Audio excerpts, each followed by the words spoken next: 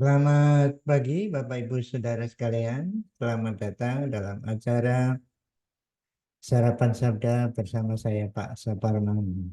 Sarapan kita pagi hari ini diambil dari kitab Rut pasal yang pertama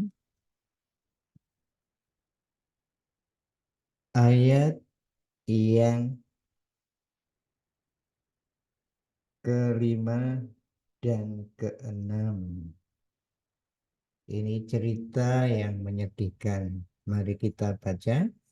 Lalu matilah juga keduanya, yakni Mahlon dan Kilion, sehingga perempuan itu kehilangan kedua anaknya dan suaminya.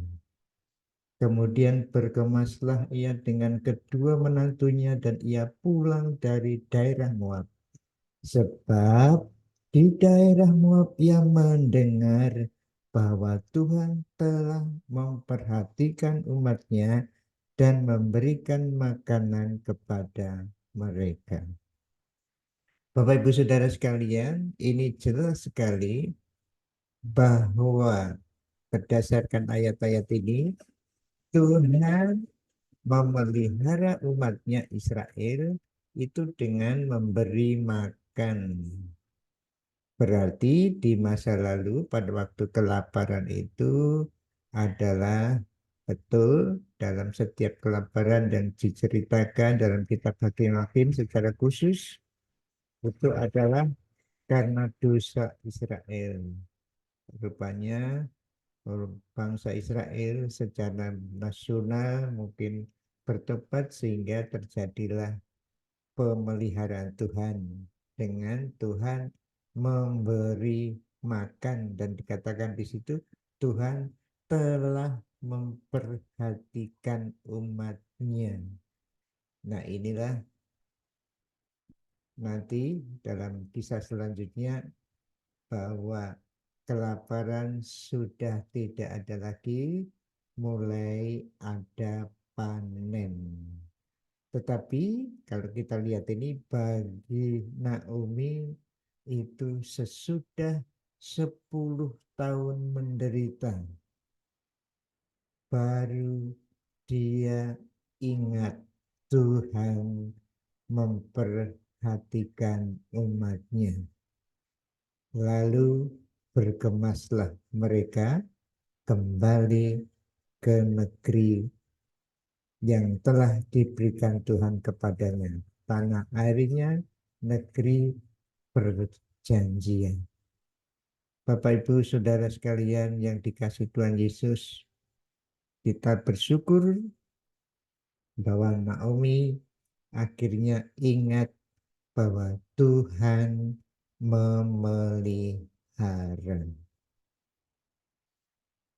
Sepanjang hidupnya 10 tahun mungkin dia tidak merasakan pemeliharaan Tuhan. Namun secara positif dia tetap hidup bersabar walaupun kedua anaknya menikah dengan orang yang tidak percaya. Dan kita tahu dalam cerita ini semua anaknya laki-laki itu meninggal. Dia sendirian. Jadi ngeri ini saudara. Berangkat bersama suami dengan harta yang banyak. Suami mati. Kedua anaknya menikah dengan orang tidak percaya selama 10 tahun. Menderita. Dan akhirnya mati. Kedua anaknya itu. Tinggal sendirian. Karena begitu baiknya menantunya masih bersama-sama dengan dia. Ini luar biasa juga sebetulnya ini pemeliharaan Tuhan dari satu sisi menemani ibu yang sudah menderita ini. Tapi terlebih daripada itu yang luar biasa juga Naomi ingat Tuhan memperhatikan umatnya. Tetapi setelah 10 tahun. Ya puji Tuhan. Seandainya tidak ingat bahwa Tuhan memperhatikan, bagaimana selanjutnya nasib Naomi. Tapi inilah pemeliharaan Tuhan yang luar biasa. Sesudah mengalami derita selama 10 tahun itu, pada akhirnya waktu Tuhan tiba, Tuhan memperhatikan umatnya. Mari Bapak Ibu Saudara sekalian, kita terus ingat bahwa Tuhan memperhatikan Bapak Ibu Saudara dan saya. Tidak tunggu sesudah 10 tahun menderita baru ingat bahwa Tuhan memperhatikan umatnya.